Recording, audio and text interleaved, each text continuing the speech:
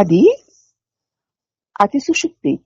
నిద్ర నిద్ర నిద్ర నిద్ర నిద్ర అది నిద్రకి అతీతమైనది. మెలకులోనూ నిద్రే, కలలోనూ నిద్రే. అది నిద్రకు అతీతమే. కానీ నిద్ర కాదు, నేను మేల్కొనే ఉన్నాను. అదే పూర్ణ చిత్ అంటే. అదే పూర్ణ నిశ్చలత అంటే. పూర్ణ చిత్తు, పూర్ణ నిశ్చిత సంలీనం అంటే అదే. అది మెలకువకి నిద్రకి నడుమ ఉన్న అంతరంలోనిది. అట్లే అది రెండు ఆలోచనల నడుమ ఉంది. ఆలోచనలన్నిటికీ మూలం ఇదే. దానిలో నుంచి వస్తున్నాయి ఆలోచనలన్నీ. నిద్ర నుంచి లేచేటప్పుడు అది నిద్ర నుంచి లేచేటప్పుడు మనకి ఆ విషయం తెలుస్తుంది. లేచిన వెంటనే కదా ఆ నిశ్చల, ఆ శాంతి, ఆ మగత లాంటిది మనకి తెలుస్తుంది. మరో రకంగా చెప్పాలంటే ఆలోచనలు నిద్ర యందలి నిశ్చలతలో నుంచి వచ్చినవే. ఆలోచనలన్నీ కూడా నిద్రలో ఉన్న, కదలకుండా ఉన్న నిశ్చలతలో నుంచే వచ్చాయి. నిద్రలోని నిశ్చలత మరుగైపోయి మెలకులో చెలరేగే సంక్షోభానికి కారణం ఈ ఆలోచనలే. నిద్రలోని నిశ్చలత కనపడనివ్వకుండా మెలకులో రకరకాల సంక్షోభాలకి కారణం ఈ ఆలోచనలే. దానిలోంచి వచ్చాయి. మళ్ళీ ఆలోచన మూలానికి నువ్వు చేరితే నిద్రలోని నిరాకులతను పొందుకోగలుగుతావు. ఈ ఆలోచన మూలానికి వెళితే అక్కడ నిశ్చలత ఉంది కదా. అప్పుడు నిద్రలో ఉన్న నిరాకులతను నువ్వు పొందుకోగలుగుతావు. ఆ నిశ్చలతలో నువ్వు నిశ్చింతగా సుస్థిరుడుగా ఉంటావు. తీవ్రమైన అన్వేషణలోనే దాన్ని అందుకుంటావు. ఊరికూరికే అనేసుకుని వినేసి ఆహా ఓహో అనుకుంటే కుదరదు. ఇప్పుడు ఈ విన్న దానిని నీకు నువ్వుగా సాధన చేసి తీవ్రమైన అన్వేషణలోనే దాన్ని అందుకోగలుగుతావు. అంటే సంపూర్ణమైన ఎరుకుతోనే అందుకోగలవన్నమాట.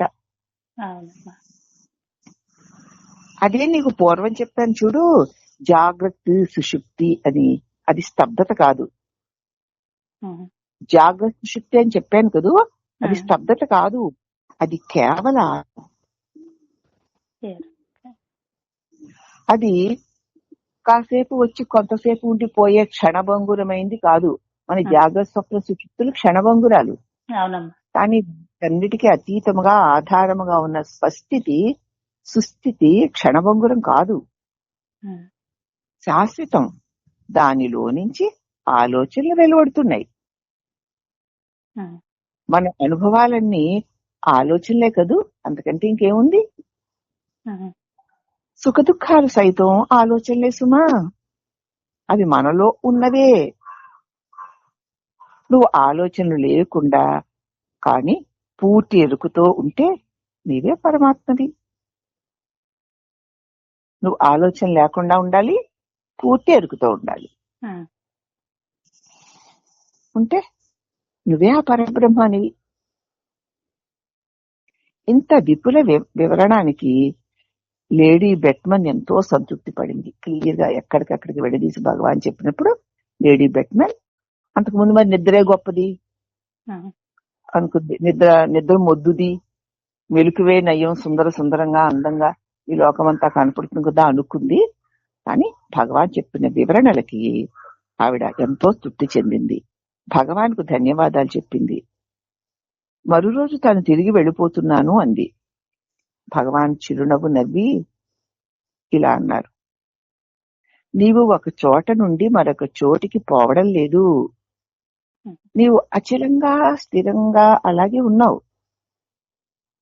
దృశ్యాలు నిన్ను గడిచి వెళ్ళిపోతున్నాయి. దృశ్యాలు అలా నీ నుంచి అలా వెళ్ళిపోతున్నాయి. అవి వెళ్ళిపోతున్నాయి దృశ్యాలు, నువ్వు అలాగే ఉన్నావు. మామూలుగా చూసినా అంతే. నీవు నీ క్యాబిన్ లో కూర్చుంటావు, కదలవు మెదలవు, వాడకదు కదిలిపోతుంది. సినిమాలో ఒకడు కొన్ని మైళ్లు అతి వేగంగా పరుగు పెడుతూ మన వైపుకు ఉరుకుతూ ఉంటాడు. కానీ తెరకి ఏ చలనము లేకుండా స్థిరంగా ఉంది కదూ. ఇంతకీ పాత్రలే కదా కదిలి గడిచిపోతున్నవి. అవునా అన్నారు భగవాన్. అప్పుడు ఆ భక్తు అర్థమవుతోంది భగవాన్. కానీ ఆత్మసిద్ధి తర్వాతనే అది నా అనుభవానికి వస్తుంది. చాలా బాగా అర్థమవుతోంది. కానీ నేను నా స్వరూపాన్ని పొందిన తర్వాతనే అనుభవానికి వస్తుంది. అది ఎంత సుస్థిరంగా చెప్పిందో చూడావిడ. తెలిసిపోవడం ఏమ్మా, ఆత్మస్థితిలో స్థిరమైన తరువాతనే అది అనుభవానికి వస్తుంది. అప్పుడు మహర్షి ఆత్మస్థితి అంటున్నావు కదా, ఆత్మసిద్ధి అంటున్నావు కదా, కొంచెం జాగ్రత్తగా యోచించు. ఆత్మ సదా సిద్ధమే అయి ఉన్నది కదా. ఆత్మ అంటే నువ్వు కదూ. ఆత్మసిద్ధి ఇక పైన ఎప్పుడో పొందవలసిందే. అయితే అది పోవడానికి అంతే వీలుంటుంది కదా. ఇప్పుడు లేనిదే తర్వాత వస్తే అది పోవడానికి వీలున్నదే కదా. అటువంటి పక్షాన అది శాశ్వతం కాదు కదా. తాత్కాలికమైన సంతోషం వెను వెంటనే శోకాన్ని కలిగిస్తుంది. ఏదో అనుకున్నది అయ్యేసరికి సంతోషం పొంగిపోతుంటే మనకి, కానీ సంతోషం తప్పనిసరిగా దాని వెను వెంటనే శోకాన్ని తెస్తుంది. అది శాశ్వతమైన ముక్తి కాదు. ఇక పైన ఆత్మను సాధించాలి అంటే ఇప్పుడు అది లేదు అన్నట్లే కదూ. మరి నువ్వు ఇప్పుడు లేవు, నువ్వు ఎప్పుడో పొందుతావా? మరి ఇప్పుడు ఆత్మలబ్ధి లేకపోతే అది లేని అవకాశాలు భవిష్యత్తులో కూడా ఎన్నో ఉండొచ్చు. ఇప్పుడు లేకపోతే తర్వాత లేకుండా పోవచ్చు. ఒకవేళ సంపాదించిన దానికి అవధి లేదు. అప్పుడప్పుడు కలిగే ఆత్మానుభవం మనకి కలుగుతూ ఉంటుంది. సద్గురు సన్నిధానంలో బోధలు వింటూ ఉన్నప్పుడు ఎంతో అంతో ధ్యాన స్థితిలో కలుగుతూ ఉంటుంది ఆత్మానుభవం. కానీ అది నిలకడలేనిది, కానీ అది నిజమైంది కాదు. ఆత్మసిద్ధి తాత్కాలికము అనుకోవడం తప్పు. ఆత్మస్థితి శాశ్వత స్థితి, అది మార్పు లేనిది. సత్సంగం వినడంలోనో, సద్గురు బోధల్లోనో, మంచి శాస్త్రాన్ని ఏకాగ్రంగా చదవడంలోనో, ధ్యానంలో కాసేపు ఉండగలగడంలోనో మనకి ఆత్మానుభవం కలుగుతుంది. కానీ అది మళ్ళీ కలిగిపోతుంది. అది నిజం కాదు. అంటే నువ్వు ప్రయత్నం చేస్తున్నావమ్మాయి అక్కడ, అది నిజం కాదు. అయితే ఆత్మస్థితి ఇట్లా తాత్కాలికం అనుకోవడం తప్పు. నీవు ఆత్మస్థితిని పొందడం కోసం సాధన చేయడానికి కూడా ఏది ఆధారమైందో అదే నువ్వు. అవునమ్మా.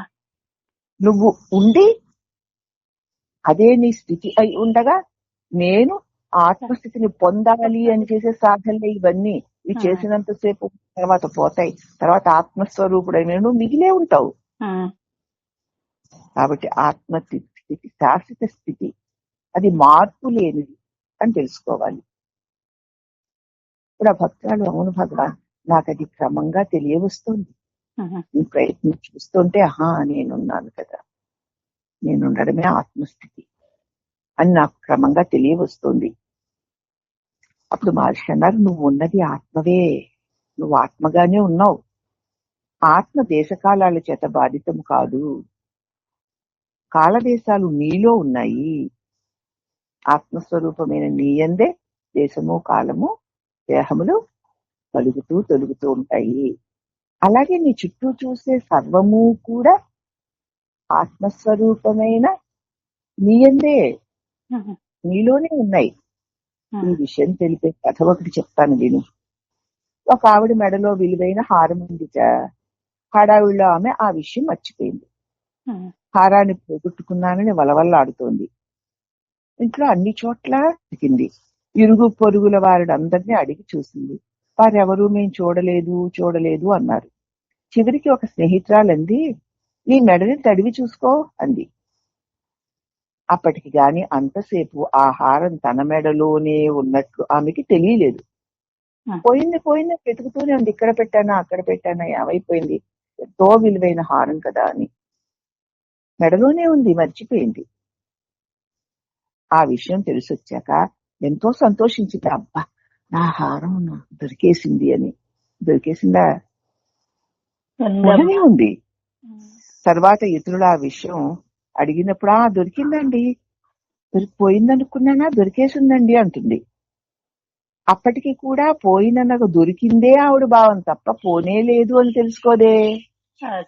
మనం కూడా అంతే, ఏదో సాధన చేసి తర్వాత పొందాలి అనుకుంటామే తప్ప నువ్వు దేన్ని పొందాలనుకుంటున్నావో అది నీవే అని చెప్పినా కూడా నేను ప్రయత్నం చేసి పొందానండి అంటాం.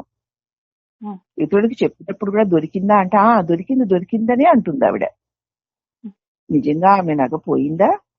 అంతసేపు ఆమె మెడలోనే కదా ఉంది. కానీ ఆమె భావాలు ఒకసారి గమనించి చూడు. నగ పోయిందని విచారం, మళ్ళీ దొరికిందన్న సంతోషం. విచారం వెనకాల సంతోషం వెనకాల విచారం. అలాగే మన విషయంలో కూడా ఆత్మ తప్ప మరేది మనం కాకున్నా దాన్ని సాధిద్దాము అనుకుంటాం చూడు. అదే మన స్వరూపం, అదే అయి ఉండి మనం దాన్ని సాధించి పొందాలి అనుకుంటాం చూడు. మెడలో పెట్టుకున్న నగ పోయిందనుకుని భయపడి దుఃఖపడి వెతికి ఎవరో చెప్పగా తన మెడలో ఉందని తెలుసుకుని అబ్బా పోయిన నా నగ దొరికింది అనుకుంటున్నావు. అసలు పోతే కదా దొరకడానికి. నువ్వు ఆత్మ విషయంలో మరి ఏది ఆత్మ తప్ప మనం మరి ఏది కాకపోయినా దాన్ని సాధించి పొందాలనుకుంటాం అన్నారు భగవాన్. అప్పుడు ఆ భక్తురాలు భూమిపై కాకుండా మరెక్కడో విహరిస్తున్నాననిపిస్తోంది భగవాన్ అంది. ఆ బోధ వినేసరికి తన స్వరూపపు అనుభవం కలిగి ఉండడం చేత నేను ఈ భూమిలో లేనేమో, ఎక్కడో విహరిస్తున్నానేమో అన్నట్లుంది భగవాన్ అంది. ఈ భగవాను జాబులు చూసుకుంటూ నవ్వి ఇలా అన్నారు, అదే దివ్యలోకం. ఇప్పుడు నువ్వు ఏదైతే తెలుసుకొని స్వరూపాన్ని పొందిన అనుభవం పొందుతున్నావో ఇదే దివ్యలోకం. బైబిల్ ప్రశంసించినటువంటి స్వర్గరాజ్యం అంటే ఇదే. ఈ జగత్తు భిన్న దేశాలు కావు. ఇంకెక్కడికో దీన్ని విడిచి ఎక్కడెక్కడికో వెళ్ళాలనుకోక అవేవి కావు. ఆ రాజ్యం నీలోనే ఉంది అన్నది కదూ బైబిలు. అదే సరిగింది. జ్ఞాని దీనిని స్వర్గ రాజ్యముగా చూస్తాడు, ఇతరులు దీన్ని ప్రపంచమనే భావిస్తారు. ఇప్పుడు మనం ఉన్నది స్వర్గరాజ్యమే. జ్ఞాని ఇప్పుడు మనం ఉన్నటువంటి ఈ లోకాన్ని స్వర్గరాజ్యంగా చూస్తాడు, జనులేమో దీన్ని ప్రపంచము అనుకుంటారు.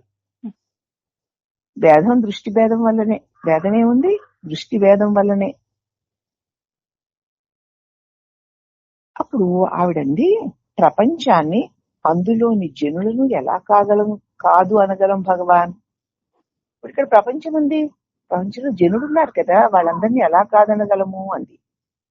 నేను సంగీతం వింటున్నాను భగవాన్, అతి మధురంగా దివ్యంగా ఉంది.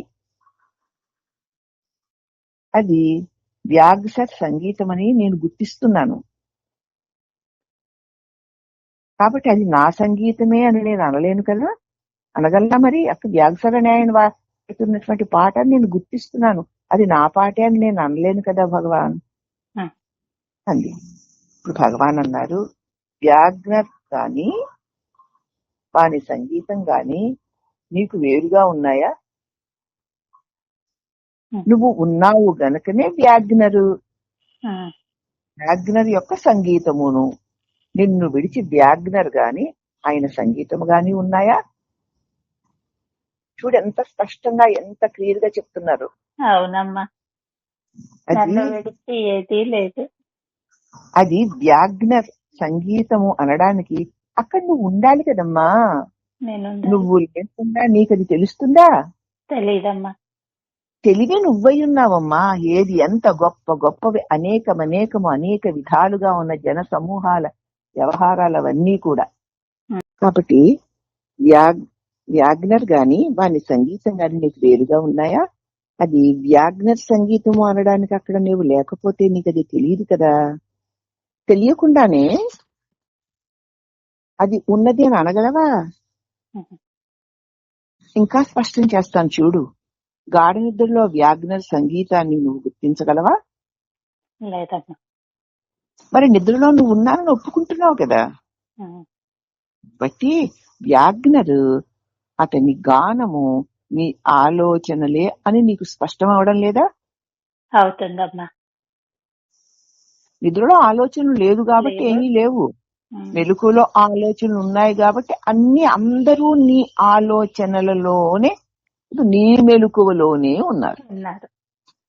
కాబట్టి అవన్నీ నీలోనే ఉన్నాయి, నీకు వెలుపలివి కావు కావు కావు అన్నారు. ఉమ్. అప్పుడు ఆవిడ ఎంతో చక్కగా ఉంది భగవాన్ మీ వివరణ. అవునమ్మా. సంకలనకర్త వచనం ఇది, సంకలనం చేసిన ఆయన వచనం. ప్రతి వారు అప్పుడప్పుడు భ్రాంతి చెందడం సహజమే. ఉమ్. సత్యం విని అర్థం చేసుకున్నా ఒక్కొక్క మార్గాన్ని మర్చిపోతాం కదూ మనం. ఉమ్. విషయ వివేచనలో పొరపాట్లు వస్తూ ఉంటాయి. ఉమ్. జ్ఞానం స్థానే అజ్ఞానము ఉంటుంది, సందిగ్ధత చొరబడుతుంది. ఆలోచనలను అప్పటికప్పుడు సర్దిద్దుకోగలిగినది జ్ఞాని ఒక్కడే. అందుచేత మనం వస్తూ ఉంటుంది మనకి, అప్పుడప్పుడు భ్రాంతి చెందిపోతూ ఉంటాం కూడా. ఉమ్. సత్యాన్ని విని చక్కగా అర్థం చేసుకున్నా ఒక్కొక్క దాన్ని మర్చిపోతూ ఉంటాం కదా ఒక్కొక్కసారి. ఉమ్. అలాగే విషయ వివేచనలో కూడా పొరపాట్లు వస్తూ ఉంటాయి. జ్ఞానం స్థానంలో అజ్ఞానం కూడా వచ్చి చేరుతుంది. ఎందుకంటే భగవద్గీతలో 15వ అధ్యాయంలో 15వ శ్లోకంలో మత్తః స్మృతి జ్ఞానమపోహ నుంచి అని చెప్పలేదు. అవును. కాబట్టి జ్ఞానం స్థానే అజ్ఞానం ఉంటుంది, ఊహ అపోహ ఉంటుంది, ఉమ్. సందిగ్ధం కూడా ఏదో ఒక మసక అవునా కాదా అనేటువంటి చొరబడుతుంది. కాబట్టి ఆలోచనని అప్పటికక్కడ సరిదిద్దగలిగింది ఒక జ్ఞాని ఒక్కడే. జ్ఞాని ఒక్కడే తను చూపిన చోడని తల నరుకుతాడు. 4వ అధ్యాయంలో ఎస్య సర్వే సమారంభాః సంకల్పవర్జిత ఉమ్. జ్ఞానాగ్ని దగ్ధ కర్మాణం. అవును. అంటే ఆ జ్ఞానాగ్నిలో అక్కడిక్కడ ఎరుక సుస్థిరంగా ఉంటుంది కనుక తలంపు కలిగిన తోడనే ఆ ఎరుకలో పడిది కాలిపోతుంది. ఉమ్. అందుకే సత్సంగం యొక్క ఆవశ్యకత. అందుకోసమే సదా సదా సత్సంగంతో ఉండాలి, సద్బోధతో ఉండాలి, సద్విషయంతో ఉండాలి. ఉంటూ ఉంటే నీలో అది స్థిరపడుతుంది అని సంకలనకర్త తన అభిప్రాయాన్ని చెప్పారు. ఉమ్. చక్కగా సాధకులకి ఎంతో బాగా ఉపయోగపడుతుంది కదమ్మా. బాగా ఉపయోగపడుతుందమ్మా. హరి ఓం నమః. ఎంత వివరణగా, ఎంత స్పష్టంగా భగవాన్ మనకి ఉమ్. అవస్థాత్రయ సాక్షిత్వము, ఉమ్. నీ స్వరూప స్థిరత్వము, నిన్ను విడిచి ఏదీ లేదు, అంతా నీ తెలివిలోనే, ఆ తెలివిలో ఆలోచనలో తెలియబడుతున్నవే ఇవన్నీను. ఉమ్. నీ తెలియందు ఆలోచనలుంటే దాన్ని జాగ్రత్త అంటారు, ఉమ్. జాగ్రత్త అవస్థ అంటారు. ఆలోచన లేకపోతే నిద్రావస్థ అంటారు. ఉమ్. కాబట్టి ఆలోచనలు లేని నిద్రావస్థ, ఆలోచనలు ఉన్నటువంటి జాగ్రత్త అవస్థ, ఇవి రెండిటి యందు అనుస్యూతంగా ఉంటూ రెండూ కాక తాను తానే ఉన్నటువంటి ఎరుకయే మన స్వరూపమని అతి స్పష్టంగా తెలియజేసిన సద్గురు భగవాన్లు శ్రీ రమణ దేవులకు అనేక వందనములు. హరి ఓం నమః.